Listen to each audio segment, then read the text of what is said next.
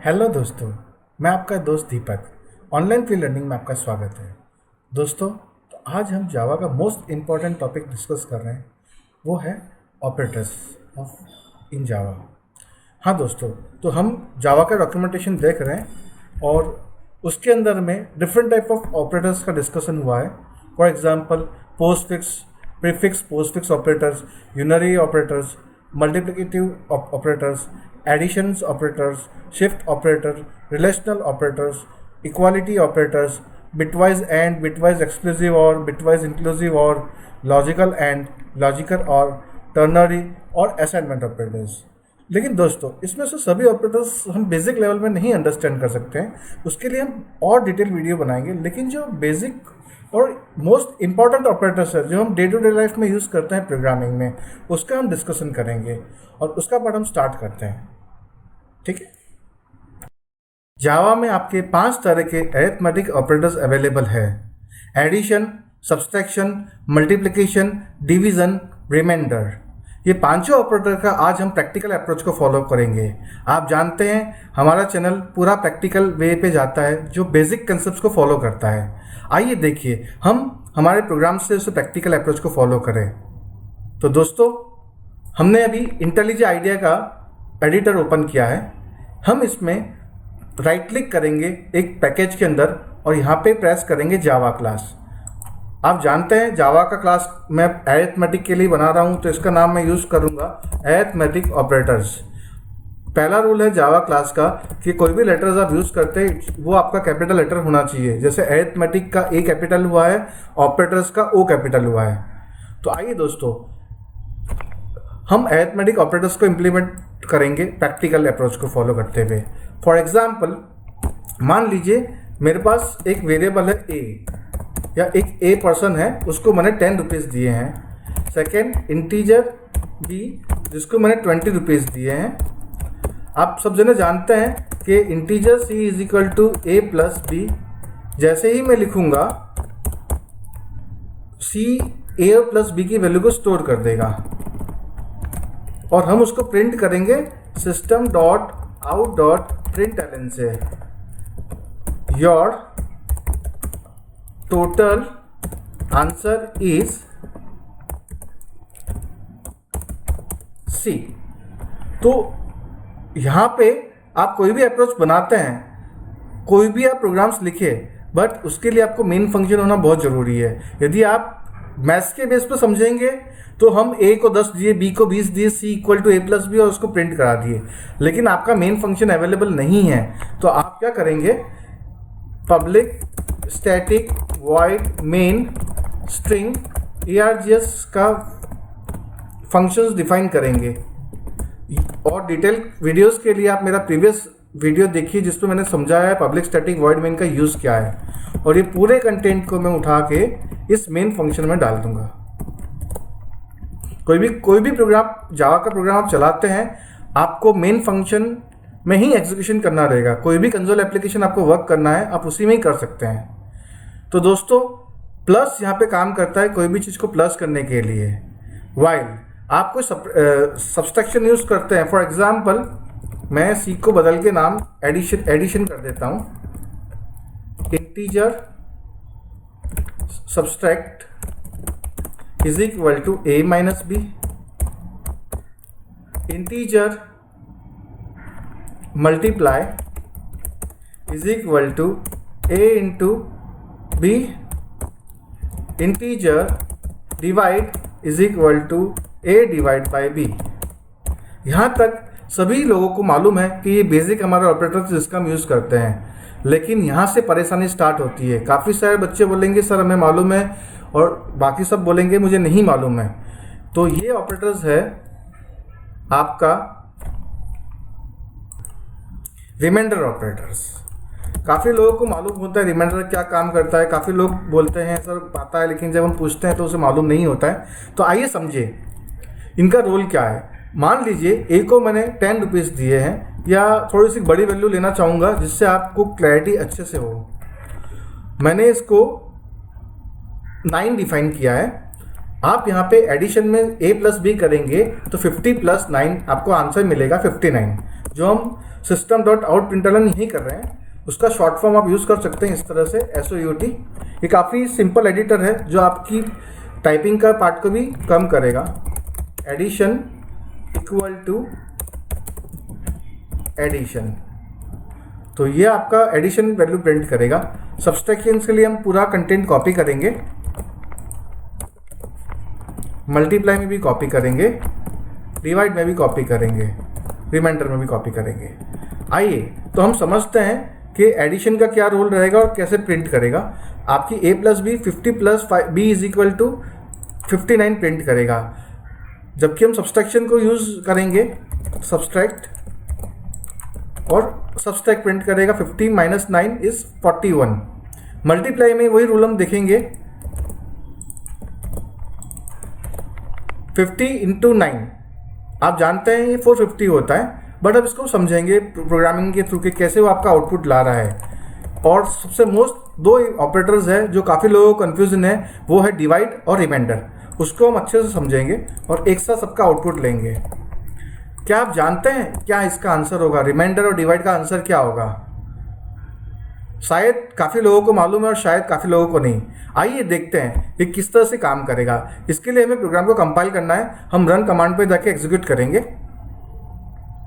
Reminder operators को हम modulus operator भी बोलते हैं। कोई बुक्स में रिमाइंडर बोला जाता है, कोई बुक्स में मॉडुलस बोलते हैं, लेकिन दोनों का आउटपुट आपका सेम ही होगा। कंपाइल हो रहा है, जैसे ही प्रोसेस होगा हम उसको डिस्कस करेंगे। हमारा प्रैक्टिकल अप्रोच आपको अंडरस्टैंड करना है। डिवाइड भी 5 आया है, रिमाइंडर भी 5 आया है। क्या आपको क्लैरिटी हुई कि क्यों 5 आया है? आई होप नहीं। रिमाइंडर ये होता है, हम फॉर एग्जाम्पल 10 डिवाइड बाई 3 कर रहे हैं, 10 डिवाइड बाई 3 कर रहे हैं तो इसका आंसर 3 आएगा। लेकिन यही 10 मॉड्यूलस 3 करेंगे तो इसका रिमाइंडर 1 बचेगा। यही डिफरेंस है मॉड्यूलस और डिवाइड ऑपरेटर्स में। काफ़ी लोग डिवाइड को समझते हैं कि जो डिवाइड का आंसर है वही मॉड्यूलस का आएगा, लेकिन जो रिमाइंडर आपका बचता है, जिसे हम हिंदी में बोलते हैं शेषफल, रिमाइंडर बचता है, that is your modulus operators. ये ऑपरेटर्स बहुत इंपॉर्टेंट है। आगे के वीडियो को हम इसको एक्सप्लोर करेंगे। अभी हम लोग ने आज एडिशन ऑपरेटर्स पे काम किया है। नेक्स्ट वीडियो जरूर देखिए। आप जानते हैं हमारे पास 6 तरह के ऑपरेटर्स होते हैं, जिसे हम बोलते हैं double equal to, not equal to, greater than equal to, less than or equal to. आइए दोस्तों, इसका हम प्रैक्टिकल अप्रोच फॉलो करते हैं। मैंने आपके लिए कुछ प्रोग्राम बना के रखे हैं जिसको हम प्रैक्टिकली समझेंगे। फॉर एग्जाम्पल, मेन फंक्शन के अंदर में मैंने 10, 5, 10 डिफाइन किया है ABC 3 वेरिएबल के अंदर में। दोस्तों, यदि आपने a greater than b equal to किया है, इस केस में क्या होगा? जब हम C में प्रोग्राम करते हैं, C इंटरनल अपने हिसाब से अलग समझता है, C++ में करते हैं इंटरनल समझते हैं, अलग समझता है, जावा में करते हैं वो अलग समझते हैं। आप जब तीनों को अलग अलग वे से प्रैक्टिकली डिस्प्ले करवाएंगे या प्रिंट करवाते हैं, आपको कुछ अलग आउटपुट मिलेगा। दोस्तों, जब आप C++ में यूज़ करते हैं तो आपको यहाँ पे आंसर 0 या 1 में मिलेगा। 0 होता है फॉल्स के लिए, 1 होता है ट्रू के लिए। उसी तरह जब आप जावा में इसको प्रिंट करेंगे, आपको ये ट्रू फॉल्स में देगा। तो इंटरनल वो प्रोसेस कुछ भी कर सकता है, लेकिन कंप्यूटर स्टोर करता है 01, 01 में ही स्टोर करेगा। ये हमें अप्रोच को समझना है कि 01 कहाँ यूज़ हो रहा है, ट्रू फॉल्स कहाँ हो रहा है। लेकिन आपका उद्देश्य क्या है? आंसर आपको हाँ या ना में ही मिलेगा। तो आप कंपेयर करेंगे सबसे पहले, क्या 10 5 से बड़ा है? तो इसको हम यहाँ बोलेंगे ट्रू। तो इसका आपका आंसर क्या मिलेगा? ट्रू मिलेगा। हम पूरा प्रोग्राम लिख चुके हैं, अब उसको एक साथ कंपाइल करेंगे जिससे हमारे कंसेप्ट क्लियर हो। एक साथ हम उसको प्रोसेस देख सकते हैं और आपको जल्दी से जल्दी मैं आपको ये वीडियो सिखा सकूं और नेक्स्ट वीडियो पे हम आगे जाएंगे इसके होने पे। यही कंडीशन आती है a ग्रेटर देन c। आप जानते हैं 10 क्या 10 से बड़ा है, उस कंडीशन में आप उसे बोलेंगे फॉल्स। क्यों फॉल्स बोलेंगे? 10 बराबर है, वो बड़ा नहीं हो सकता है, दैट इज वाई इसका आपको आंसर मिलेगा फॉल्स। अगेन, आप 10 इज लेस देन 5 या 10 इज लेस देन 5, इस केस में क्या होगा? आपका आंसर फॉल्स होगा। अगेन वही condition, 10 is less than 10, false, क्योंकि 10 बराबर है, फॉल्स नहीं है। इस कंडीशन में आपको answer 10 is greater than equal to, अब इक्वल टू क्या रोल हो रहा है वो आपको यहाँ पे मालूम पड़ेगा नीचे वाली लाइन पे। क्या 10 ग्रेटर देन 10 के बराबर, या यहाँ पे ऑपरेटर आपको मिल रहा है less than equal to 10, 10 is less than equal to 10, या आ गया है बीच में, इक्वल टू को हम यहाँ बोलेंगे तो यहाँ पे दोनों में से एक कंडीशन ट्रू होती है, दैट इज वाई यहाँ पे आपको इसका आंसर मिलेगा ट्रू, यहाँ फॉल्स नहीं मिलेगा। क्यों? क्योंकि दोनों में से एक कंडीशन ट्रू होने पे आपको आंसर मिलता है ट्रू, क्योंकि ये इंटरनल और ऑपरेटर्स को फॉलो करता है। यहाँ देखिए 10 is less than equal to 5, इस केस में सॉरी मैंने ऑपरेटर्स उल्टा किया है, 10 greater than equal to 5, 10 equal to 10 5, तो यहाँ पे आपको ट्रू मिलेगा, नीचे की लाइन में फॉल्स मिलेगा। अब a not equal to b, ये कंडीशन क्या है? काफी लोग कंफ्यूज होते हैं, a b के बराबर नहीं है, क्या 10 5 के बराबर नहीं है? डेफिनेटली नहीं है, तो इसके लिए इसका आंसर मिलेगा ट्रू। यहाँ पे 10 नॉट इक्वल टू 10, तो इस केस में आपको बताइए क्या मिलेगा? नॉट इक्वल टू, लेकिन 10 इक्वल टू है, तो इसका आपको आंसर मिलेगा फॉल्स, तो आपका ये इन्वर्ट हो जाएगा, उल्टा हो जाएगा। उसके बाद हम बात करेंगे a double equal to b। Double equal to का मतलब होता है क्या a b के बराबर है या नहीं है। डेफिनेटली 10 b के बराबर नहीं है, यदि यहाँ c होता डेफिनेटली आपको आंसर ट्रू मिलता। तो यही आपके 6 ऑपरेटर्स है। एक इंपॉर्टेंट ऑपरेटर्स है जो हम इक्वल टू और डबल इक्वल टू, इसको हम आगे के वीडियो में अंडरस्टैंड करेंगे। इसके लिए आपको सबसे पहले लॉजिकल ऑपरेटर समझना होगा और इसको हम प्रैक्टिकल अप्रोच को फॉलो करेंगे लॉजिकल के बाद। आइए दोस्तों, हम नेक्स्ट वीडियो पे फोकस करेंगे। आपको कोई प्रॉब्लम्स हो, कुछ कंसेप्ट नहीं समझ में आया, आप मेरे डिटेल वीडियो में ज़रूर कुछ कमेंट कीजिए, मैं उस पर अगेन आपको वीडियो बना के दूंगा। थैंक यू दोस्तों, बाय। हेलो दोस्तों, ऑनलाइन फ्री लर्निंग में आपका स्वागत है। मैं आपका दोस्त दीपक कोचर। आज हम जावा के मॉड्यूल के अंदर में लॉजिकल ऑपरेटर्स पे फोकस करेंगे। लॉजिकल के साथ साथ हम लोग नॉट ऑपरेटर्स और इंक्रीमेंट डिक्रीमेंट ऑपरेटर्स भी अंडरस्टैंड करेंगे। आइए देखिए दोस्तों, हम कैसे उसको समझ रहे हैं। लास्ट वीडियो में हमने देखा था कि अरिथमेटिक और कंपैरिजन को हमने कंपेयर किया था। नाउ हम लोग लॉजिकल ऑपरेटर्स के लिए फोकस करेंगे। तो लॉजिकल के लिए आपको ये सिंबल यूज़ करना है और डबल बार ये यूज़ है, इसको हम लोग बोलेंगे एम्परसेंड, जिसका ये डिनोट होता है एंड ऑपरेटर की तरह। यदि आपने एंड ऑपरेटर्स का कंसेप्ट पढ़ा है तो आपको क्लियर है कि एंड क्या काम करता है, बट जिसे नहीं क्लियर है हम उसके लिए आगे वीडियो बनाए हैं और उस पर फोकस करेंगे। और कंडीशनल ऑपरेटर्स में सेकेंड वन है आपका और ऑपरेटर्स। बहुत सारी जगह पे एंड और नॉट साथ में दिया जाता है, लेकिन हमने नॉट ऑपरेटर को अलग डिफाइन किया है और उसके थ्रू गो थ्रू करेंगे। और के लिए आप यूज़ करते हैं पाइप ऑपरेटर्स और नॉट के लिए यूज़ करते हैं एक्सक्लेमेटरी ऑपरेटर्स, जो जावा में हम लोग अभी यूज़ कर रहे हैं। आइए दोस्तों, अब हम प्रैक्टिकल अप्रोच फॉलो करते हैं। हमने एक लॉजिकल ऑपरेटर्स की क्लास बनाई है जिसके अंदर मेन फंक्शन में 3 वेरिएबल डिफाइन किए हैं, a equal to 10, b is equal to 5, c is equal to 2। तो हम यूज़ कैसे करेंगे वो पार्ट हम समझ रहे हैं। आपको यूज़ करने के लिए सबसे पहले कंपैरिजन ऑपरेटर यूज़ करने हैं, बिकॉज आपको यहाँ 2 कंडीशन मिनिमम चाहिए है चेक करने के लिए। 2 या 2 से ऊपर आप कंडीशन को फॉलो कर सकते हैं। अब उस कंडीशन को समझने के लिए हम चार्ट समझेंगे। मान लीजिए ए बी की जगह पी क्यू है, पहला कंडीशन ए है वो ट्रू है और सेकंड कंडीशन ट्रू है। तो यदि हमने एम्परसेंड यूज़ किया है या एंड ऑपरेटर यूज़ किया तो उसका आंसर आएगा ट्रू। यदि आपने दोनों कंडीशन ट्रू है तो आंसर आएगा ट्रू। लेकिन नॉट में यदि आप एक्सक्लेमेटरी आगे लगा देते हैं तो उस केस में आपका आंसर रिवर्स हो जाएगा। उसी तरह एक पहली कंडीशन ट्रू है, दूसरी कंडीशन फॉल्स है। एंड के अंदर में एक भी कंडीशन फॉल्स होती है तो आपका आंसर फॉल्स होगा। बहुत सिंपल एग्जांपल है एंड के लिए। आपके पास 5 सब्जेक्ट्स है, आप 5 सब्जेक्ट्स का मार्क्स आपने अपेयर किया है। एक सब्जेक्ट में भी फेल होते हैं, आपका पूरा रिजल्ट फेल होता है।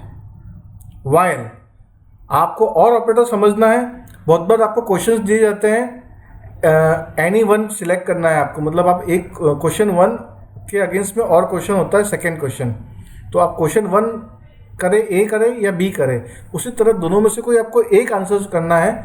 मतलब एटलीस्ट आपका एक वैल्यू सिलेक्टेड होती है, ट्रू होती, तो आपका आंसर ट्रू हो जाएगा और के अंदर में। वाइल नॉट में उल्टा, यदि आपने हाँ बोला है तो ना होगा, ना बोला है तो हाँ होगा। उसी तरह फॉल्स, पहली कंडीशन फॉल्स है, दूसरी कंडीशन ट्रू है, तो आपका आंसर फॉल्स होगा, बिकॉज पहली कंडीशन ही फॉल्स है।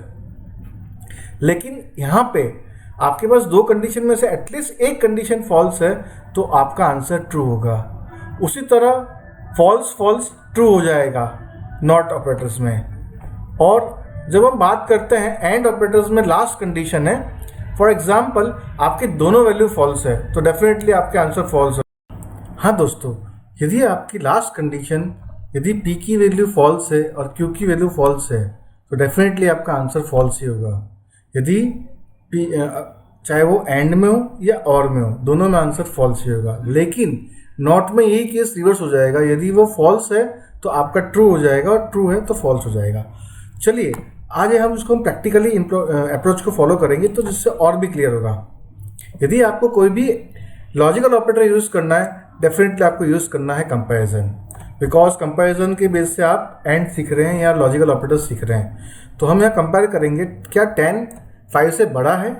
यदि ये कंडीशन ट्रू है, एंड बीच में आया, मतलब first condition and second condition true है, तो आपका पूरा आंसर ट्रू होगा। यदि ये दोनों कंडीशन ट्रू है तो आपका आंसर क्या आएगा? ट्रू आएगा। यदि दोनों में से एक भी कंडीशन फॉल्स हो जाती है तो आपका आंसर फॉल्स आएगा। ये कंडीशन इतनी इंपॉर्टेंट है, आप लोगों को आधी प्रॉब्लम्स इफ एल्स या लूप्स में आगे आप जो भी जाते हैं, अरे या जो भी टॉपिक्स में होते हैं, उसमें ये चीज़ क्लियर नहीं हो पाती है, उसकी वजह से आपके प्रोग्रामिंग इश्यूज आते हैं। तो इस प्रोग्राम को अच्छे से बना के देखिएगा, इम्प्लीमेंट कीजिएगा। कोई डाउट्स, कोई कंसेप्ट हो तो प्लीज़ आप मेरे को वीडियो में शेयर जरूर कीजिएगा, तो मैं आपकी ट्राई करूँगा कि आपके इशू को रिजॉल्व करूँ। उसी तरह सेकेंड कंडीशन मैंने दी है, क्या 10 B से बड़ा है, 10 5 से बड़ा है? ये कंडीशन बिल्कुल सही है, और बीच में हमने यूज़ किया है एंड ऑपरेटर। अब यहाँ कंडीशन आपकी फॉल्स आ गई, दोनों में से एक कंडीशन कोई भी फॉल्स हो जाती है तो आपका पूरा आंसर फॉल्स हो जाएगा। इट्स सिमिलर टू हमारा जो कंपैरिजन का हम लोग कंपेयर करते हैं, एंड वाला ऑपरेटर होता है, दोनों वैल्यूज को चेक करता है। अब हम बात करेंगे और ऑपरेटर्स में। यदि दोनों कंडीशन ट्रू है, आपका आंसर ट्रू आएगा। लेकिन यहाँ मेरा लिखने में कुछ गलत किया है, सॉरी, बराबर है। हाँ, फर्स्ट कंडीशन हम पर देखेंगे, फर्स्ट कंडीशन ट्रू है, सेकंड कंडीशन ट्रू है, तो मेरा पूरा आंसर ट्रू होगा। जबकि सेकंड में हमने यहाँ पे स्पेसिफाई किया है एक कंडीशन ट्रू है और एक कंडीशन फॉल्स है, तो आपका आंसर होगा ट्रू। लेकिन एंड होता तो इस केस में आपका फॉल्स होता। अब देखिए, आपको थोड़ा सा मैंने कॉम्प्लेक्स सिनेरियो और दिया है। क्या A B से बड़ा है? बिकॉज A की वैल्यू 10 है, B की वैल्यू 5 है और C की वैल्यू 2 है। उस कंपेयर में ये कंडीशन ट्रू है। 5 इज ग्रेटर देन 2, ये कंडीशन ट्रू है। अगेन हमने लिखा A greater then C, 10 is greater then 2, ये तीनों ही कॉम्बिनेशन ट्रू है, तो आपका आंसर ट्रू आएगा। यदि 3 हो, 4 हो, 5 हो, जितने भी लेवल आप चेक करते हैं एंड या और का यूज करके, आपको क्लियर रहना है कि सभी कंडीशन ट्रू होगी तो ही आपका एंड ऑपरेटर ट्रू होगा, अदरवाइज फॉल्स। वैसे ही हमने एंड और बीच में कॉम्बिनेशन हम और का भी ले सकते हैं इस तरह से, लेकिन आपको याद रहे बॉडमास रूल को फॉलो करना है, कहाँ पे एंड पहले आएगा, कहाँ और आएगा। यदि बॉडमास रूल फॉलो नहीं करेंगे तो ये वाला आपका एग्जीक्यूशन में इशू आएगा। तो दोस्तों, हम इसका आउटपुट देखते हैं, जनरेट करते हैं, जो हमने किया था वो क्या वो सही है या गलत है, अभी आपको रिजल्ट में आ जाएगा। और आप लोग भी जरूर इंडिविजुअली ट्राई कीजिए, जिससे आपसे कंसेप्ट क्लियर हो जाए। कुछ दूसरी एरर्स आई है, okay, vector operations by default आया है।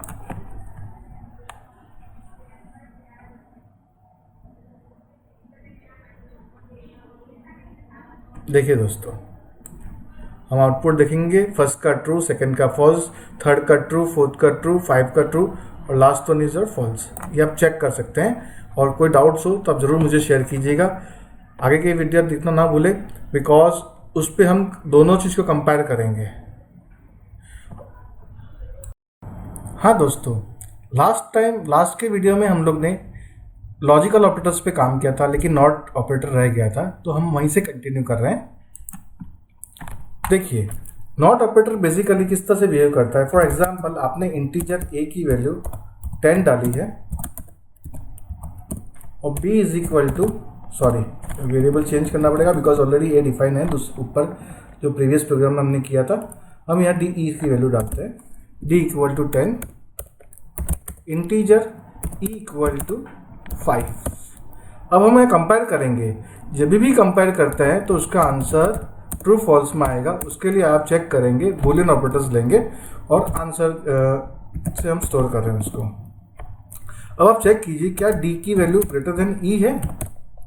इस केस में आपको दिखेगा कि आंसर ट्रू या फॉल्स में आएगा। यदि आप C++ करते हैं तो आपको वहां पे आंसर मिलेगा 0 और 1। 0 is false and true means once.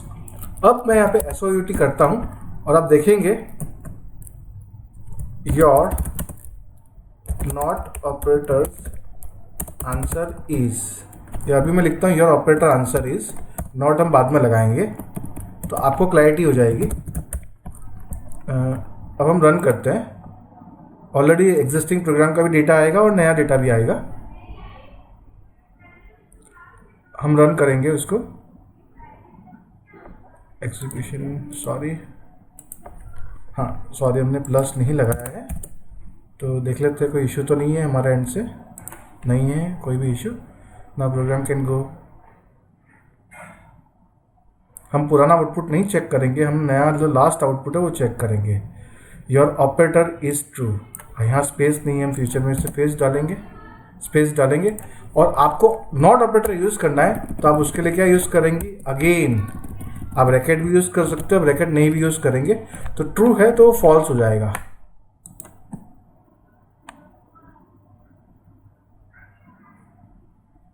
इस केस में आपको आंसर फॉल्स मिलेगा, फॉल्स मिला, देखिए last your operator is answer false. अब इस पे वो हम थोड़ा सा और कॉम्प्लेक्स करेंगे। Integer f is equal to 2। ऊपर वाला एग्जांपल जो हमने किया था वैसे ही किया है। अब हम उसे बॉडमास रूल के थ्रू फॉलो करेंगे। ये answer d is greater then e and यहाँ पे आपका कंसेप्ट स्टार्ट होता है। जो कॉम्प्लेक्स सिनेरियो बना रहे हैं हम, कंपैरिजन भी यूज हो रहा है और एंड भी यूज हो रहा है। e is greater then f, ठीक है। तो इस केस में क्या होगा, 10 इज ग्रेटर देन 5, वो कंडीशन ट्रू है, और e is greater then f मतलब 5 इज ग्रेटर देन 2, ये भी कंडीशन ट्रू है। तो इसका होल आंसर क्या होगा, आपका ट्रू होगा। लेकिन जब आप आगे नॉट लगा देंगे तो ये इसका आंसर क्या हो जाएगा, फॉल्स हो जाएगा। देखिए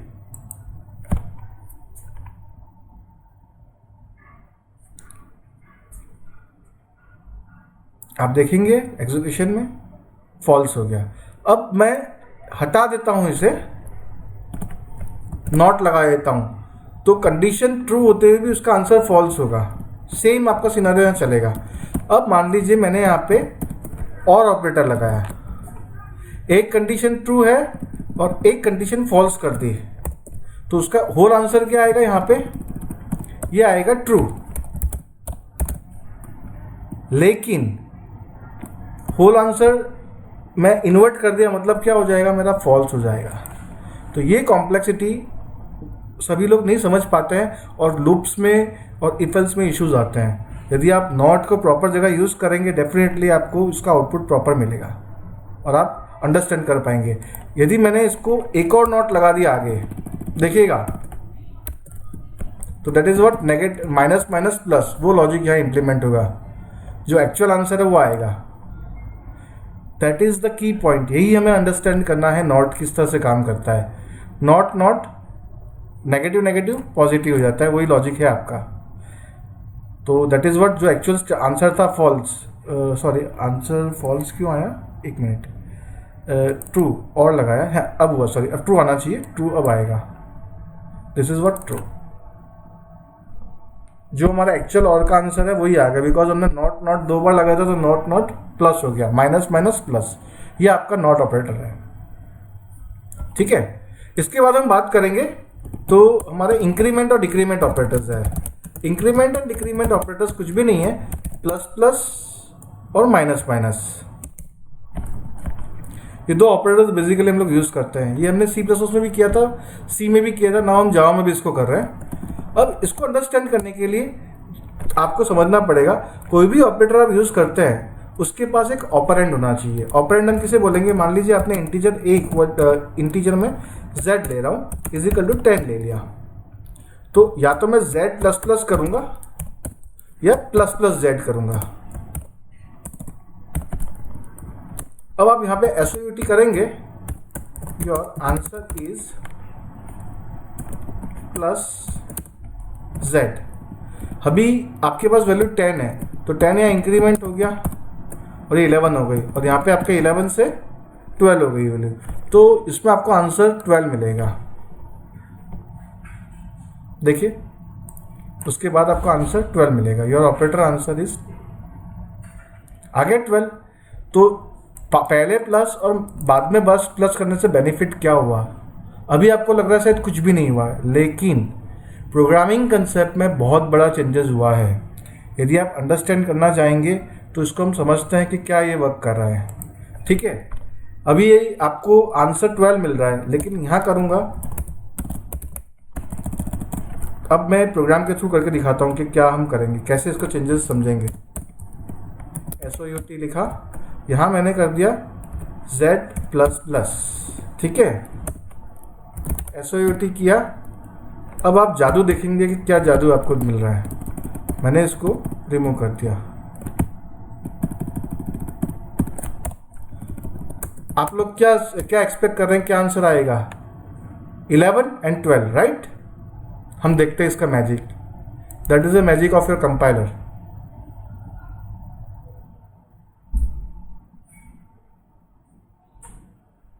देखिए, बहुत लोग 11 बोले होंगे, लेकिन 11 नहीं आएगा। यही हमें अंडरस्टैंड करना है। काफ़ी सारे प्रोग्रामर्स हैं जिन्हें कंसेप्ट नहीं मालूम है, माइट भी। ये प्लस प्लस का मतलब क्या हुआ, ये मेमोरी में 10 है और आपने उसको प्लस प्लस 1 कर दिया, मतलब 10 प्लस 1। लेकिन जब ये प्रिंट करता है तो ये जे आगे की वैल्यू को नहीं दिखेगा, ये समझेगा जे की वैल्यू 10 है तो जे को ही प्रिंट कर देगा। बट जब स्टेटमेंट खत्म होता है तो उसको मेमोरी के अंदर रखेगा। जैसे ही नेक्स्ट लाइन में जाएगा, यहाँ पे ये 11 कर दिया और आपने यहाँ प्लस प्लस पहले किया, तो ये पहले प्री करता है, ये पोस्ट कर रहा है। That is why it is a pre increment, this is post increment. ये पहले इंक्रीमेंट करेगा तो 11 से 1 हमने इंक्रीमेंट किया तो कितना हुआ, मेमोरी में 12 हो गया। अब जैसे आप जेड को प्रिंट करेंगे, इट शोज 12।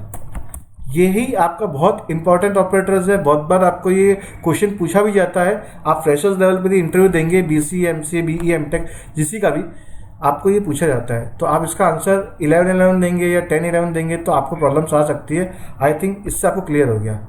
अब वही लॉजिक है, मैं यहाँ पे integer y is equal to 10 दे रहा हूँ, SOUT लिख रहा हूँ, और मैं यहाँ पे कर रहा हूँ माइनस, यहाँ पे मेरा उल्टा कंसेप्ट यूज कर रहा हूँ, माइनस माइनस z और SOUT z माइनस माइनस। अब देखिएगा, सॉरी मैंने y लिखना था, y नहीं लिखा मैंने, z लिखा। क्या आंसर आएगा, फॉर एग्जाम्पल 10 की यहाँ पे क्या आना चाहिए, 1 मिनट, हाँ।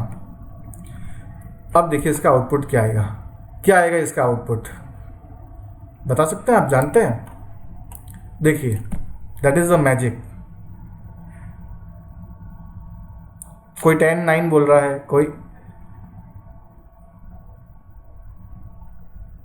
ये देखिए 9 9, हाउ 9 9, सेम चीज 9 को प्रिंट किया मेमोरी में, माइनस माइनस मतलब क्या हुआ, पहले इंक्रीमेंट हो रहा, प्री है ये, पहले आ रहा है मतलब प्री, तो 10 माइनस 1 मेमोरी में क्या हो जाएगा 9, तो 9 y को 9 डिस्प्ले कर देगा। अब यहाँ पे 9 वैल्यू है, डिस्प्ले कर रहा है, तो डिस्प्ले पहले y कर रहा है, it is a post decrement है। तो इस केस में क्या होगा, 9 जो वैल्यू प्रिंट कर देगा, लेकिन मेमोरी में जब यहाँ पहुँचेगा इस लोकेशन में पहुंचने पे उसको मेमोरी के अंदर में 8 रखेगा, लेकिन डिस्प्ले क्या होगा आपका यहाँ पे 9। दैट इज वाई इसका आंसर 10 - 1 ये आपका करेगा 9। अब 9 - 1, बट 9 पहले आएगा, इसके लिए पहले y की वैल्यू प्रिंट कर रहा है। आप करना चाहे तो चेक कीजिए, सी में भी चेक कर सकते हैं, C++ में भी चेक कर सकते हैं, सेम फंडामेंटल्स है। आप सभी लैंग्वेज में इस तरह से अंडरस्टैंड करेंगे तो आपको प्रॉब्लम्स नहीं आएगा। ये आपके pre increment and decrement operators है। कोई प्रॉब्लम्स हो आप मुझे पर्सनली पिंग कीजिए, मेरे यूट्यूब चैनल्स पे पिंग कीजिए, इस वीडियो पे पिंग कीजिए, I will give the answer. और फिर भी आपको लगता है तो मैं इसके लिए और डिटेल आपको वीडियोस बना के बताऊंगा, ठीक है। तो ये हमारा इंक्रीमेंट एंड डिक्रीमेंट ऑपरेटर्स है। नाउ हम लोग असाइनमेंट ऑपरेटर्स पे फोकस करेंगे। तो बेसिकली असाइनमेंट ऑपरेटर्स आपका इक्वल टू है, plus equal to, minus equal to, divide equal to, modulus equal to. Same जो हमने एडिशन ऑपरेटर्स समझे थे वही मल्टीप्लाई इक्वल टू, वही के वही आपके ऑपरेटर्स है। डिफरेंस ये है असाइनमेंट में आप a को 10 असाइन कर देते हो तो वैल्यू असाइन हो जाती है, while a double equal to 10 बोलते हैं। इसका मतलब क्या होता है, ये वैल्यू कंपेयर करता है, ये चेक करता है क्या a की वैल्यू 10 है या नहीं। दैट मीन्स ये आपको आंसर ट्रू एंड फॉल्स में देगा, वाइल ये 10 a के अंदर स्टोर हो जाएगा। अब उसको और थोड़ा अच्छे से समझने के लिए हम लोग अगेन एक एग्जांपल ले रहे हैं। इंटीजर f या g लेते हैं equal to 10, integer h is equal to 5। यदि मैं ऐसे करता हूं, इक्वल टू सब जानते ही हैं कि भाई आपने नॉर्मल ये वाला इक्वल टू ऑपरेटर हमने यहाँ यूज कर लिया, तो इसको मैं रिमूव कर देता हूं। अब मैं यहाँ यूज कर रहा हूं g is equal to g plus 10। इसका मतलब ये हुआ कि g में जो एग्जिस्टिंग वैल्यू है प्लस 10 वैल्यू हमने ऐड किया, g is equal to g plus मैं 3 ले लेता हूं। तो ये क्या स्टोर करेगा, मुझे 10 प्लस 3 13 स्टोर करेगा। आप ऐसे करें या ऐसे करें, both the thing is same. यहाँ पे आपका एक चीज कम हो गया, जो आपका एक g है वो कम हो गया, और ये प्लस यहाँ से उठ के यहाँ पे आ गया। दैट्स इट, ये g खत्म हो गया, प्लस आपका उठ के यहाँ पे आ गया। इस ऑपरेटर्स को हम लोग बोलते हैं असाइनमेंट ऑपरेटर्स। आप चाहे तो माइनस, डिवाइड, रूट सब कुछ आप चेक कर सकते हैं, मॉडुलस सभी चीज़ आप इस तरह से चेक कर सकते हैं। हम इसका आउटपुट चेक कर लेते हैं क्या ये प्रॉपर आउटपुट है या नहीं है। सेम हम लोग लिखेंगे SOUT और यहाँ पे Q लिखेंगे, सॉरी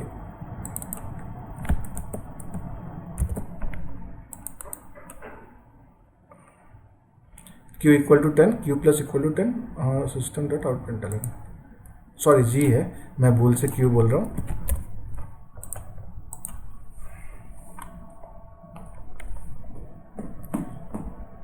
इसका आउटपुट हम चेक करेंगे तो दैट इज व्हाट 13, तो 13 आपका आ गया। ऐसे ही मैं माइनस करता हूँ, 10 - 3 7, तो मेरे को 7 मिल गया। वो पुराना डेटा है, 9 आ रहा है जो ऊपर का डेटा जो हमने 9 किया था वो। हाँ, उसके बाद आप मल्टीप्लाई करेंगे, वही आपको डेटा मिलेगा। Same concept, same flow. Modulus भी हमने डिस्कस किया है। आपको मॉडुलस क्लियर नहीं था मेरा पुराने वीडियो में, आप जाके चेक कीजिए। अरिथमेटिक ऑपरेटर्स में वही लॉजिक पूरा यहाँ चलेगा। डिवाइड करते हैं तो 10 डिवाइड बाई 3 इंटीजर वैल्यू आएगी, राउंड अप वैल्यूज आएगी, पॉइंट की वैल्यू नहीं आ सकती इंटीजर में, बी क्लियर। फ्लोट और डबल के लिए मैं आगे फ्यूचर्स के वीडियोस बनाऊंगा तो उसमें आप क्लियर हो पाएंगे। रिमाइंडर जो बचा है, सॉरी डिवीजन होता है 10 डिवाइड बाई 3 तो 9 होता, 9 बचता तो इट इज डिविजिबल बाई 3 आ गया आपको। अब मैं यहाँ पे मॉडुलस करता हूँ तो मुझे आंसर 1 मिलना चाहिए। देखिए आपको इसका आंसर 1 मिलेगा। यही डिफरेंस है डिवीजन और मॉडुलस में, जो हमने प्रीवियस लेक्चर में, प्रीवियस अरिथमेटिक ऑपरेटर्स में मैंने क्लियर किया है। कोई क्लियर डाउट्स हो तो आप उसमें जाके चेक कर सकते हैं। ठीक है गाइस, तो कोई डाउट्स हो तो आप मुझे ज़रूर इस वीडियो पे शेयर कीजिए। इसका मैं पूरा ऑपरेटर्स का एक ग्रुप वीडियो बना रहा हूँ और इंडिविजुअली भी कर रहा हूँ, जैसे आपकी रिक्वायरमेंट है आप उसको देख सकते हैं। थैंक यू गाइस, मिलते हैं नेक्स्ट डे। ओके।